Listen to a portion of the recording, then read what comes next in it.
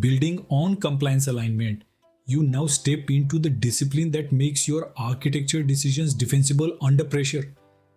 Architecture risk management. When leadership funds transformation, they are not only funding delivery, they are funding the organization's tolerance for uncertainty. Your role is to reduce uncertainty by making risk visible early, expressing them in business terms, and shaping decisions so risk reduces over time rather than accumulating quietly. When you do this well, roadmaps become credible, governance becomes calmer, and delivery teams gain clarity on what cannot be compromised. With that purpose clear, you should define architecture risk in a way that leaders understand instantly. Architecture risk is the possibility that a design decision, dependency, or operating model weakness causes business harm, such as outage, data loss, safety impact, regulatory breach, reputational damage, or cause growth that becomes unmanageable. Notice that risk is not only about cybersecurity. Risk is also about reliability, resilience, supportability, and the ability to sustain change. If your solution cannot be operated confidently, that is a risk. If a dependency is owned by nobody, that is a risk. Now that you know what risk means, you can see why it must be led early by enterprise architects and not pushed to final reviews. Most major risks are born during architecture decisions, such as the choice of platform, the boundaries between systems, the placement of trust boundaries, the handling of sensitive data, and the distribution of operational responsibilities.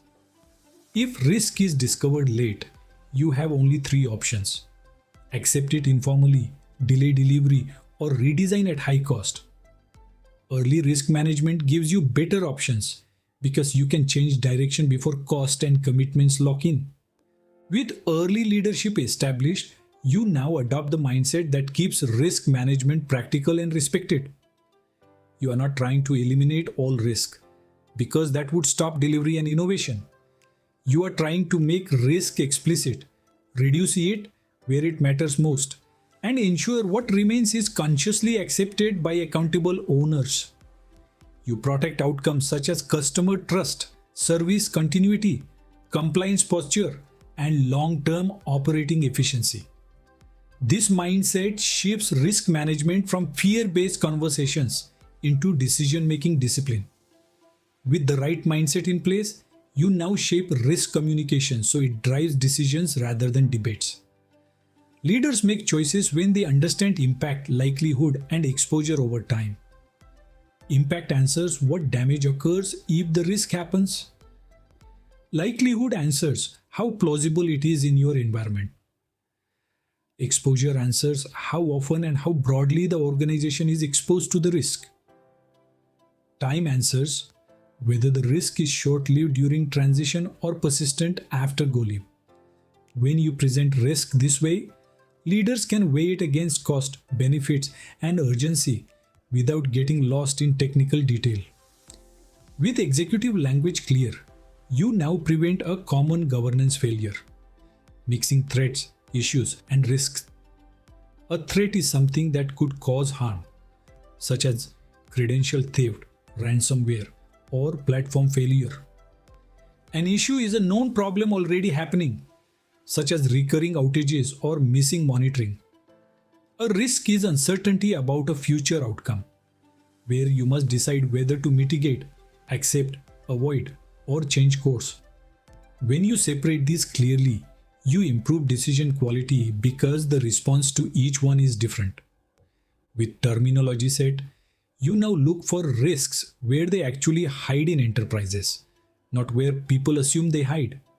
Risks often live in unclear ownership, fragile integration webs, undocumented interfaces, legacy dependencies, inconsistent identity and privilege access controls, weak trust boundaries, poor data classification, inconsistent logging and monitoring, unrealistic service level expectations, and operating models that depend on heroics. These are architecture risks because they are structural, and structure determines how failure spreads when something goes wrong. With the hiding places known, you now use a practical discovery method that works in most environments. First, walk the architecture like an attacker. Where can you enter? How can you move? What can you access? And what would stop you? Second, walk the architecture like an operator. What breaks at 3 in the morning? How will you know? Who will respond? And how will you recover? When you do both walks, you uncover risk that neither security only thinking nor delivery only thinking will catch. With discovery done, you now turn observations into risk statements that governance can act on. A strong risk statement connects cause, event, and impact. For example, because interface ownership is unclear, changes may be deployed without coordination, which could cause customer-facing outages and delayed incident recovery. This is far stronger than saying integration risk exists. Specific risk statements make mitigation planning faster and make acceptance decisions defensible. With strong risk statements created, you now prioritize without drama. You prioritize based on business criticality, sensitive data exposure, blast radius, reversibility, and how long the risk will persist. Irreversible decisions with large impact deserve the highest attention. Risks that affect critical services or sensitive data should be addressed earlier than risks that affect low impact systems. This is how you keep focus on what truly matters instead of what is loudest. With prioritization clear, you now select a treatment strategy that leadership can understand. You reduce risk by improving controls, boundaries, resilience, and visibility. You avoid risk by changing the approach, such as removing a risky dependency or changing sequencing. You transfer risk through contracts, service agreements, and insurance where appropriate, while recognizing that transfer rarely removes all risk. You accept risk when the residual harm is within appetite and the cost of further reduction is not justified. Mature architecture is not risk avoidance, it is risk governance. With treatment options set, you now make mitigations realistic because unrealistic mitigations become future exceptions. Effective mitigation is staged, owned, and measurable.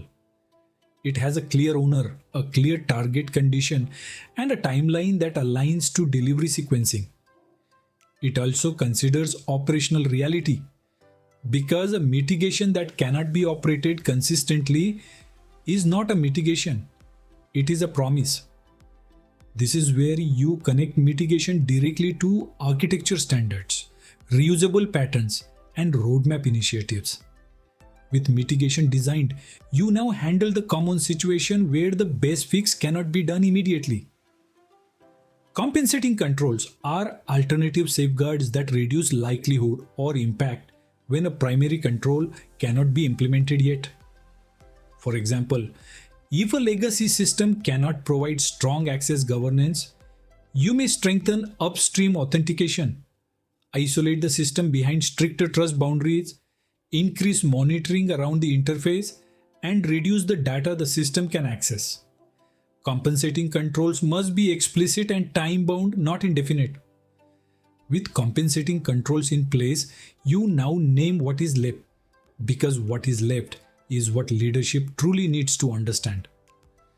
Residual risk is the remaining risk after mitigations, and compensating controls are applied.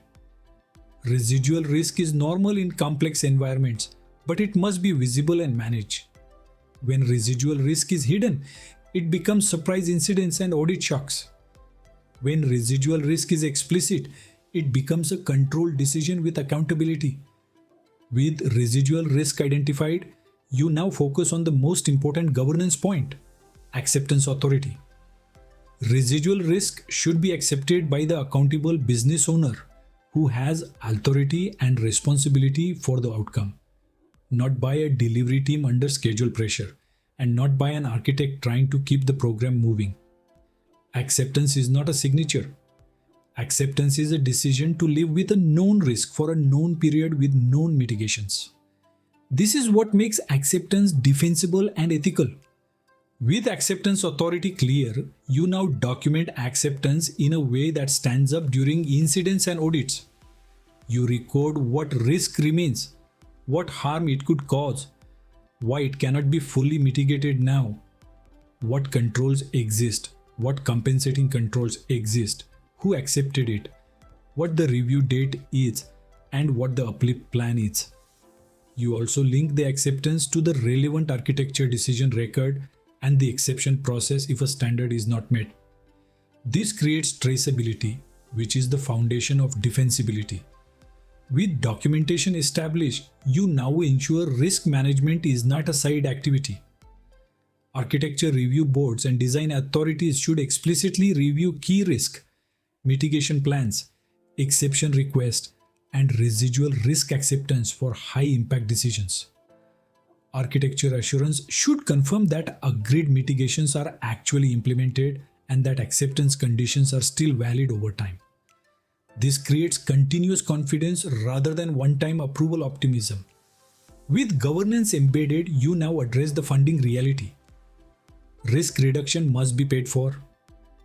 If mitigations are not on the roadmap, they will be deferred repeatedly until the risk becomes an incident. You translate major risks into funded uplift initiatives with stage sequencing. So, leadership can see that risk reduces over time and can sponsor the investment. This is how you turn risk management into strategy execution instead of just risk reporting. With the approach complete, you can now see it in a realistic scenario. You modernize customer services, but a legacy billing system lacks adequate logging and cannot support the desired access governance. You identify the risk as delayed detection and increased chance of unauthorized activity impacting customer accounts. You mitigate by strengthening upstream authentication, isolating the legacy system behind stricter trust boundaries, reducing data exposure, and improving monitoring around the interface.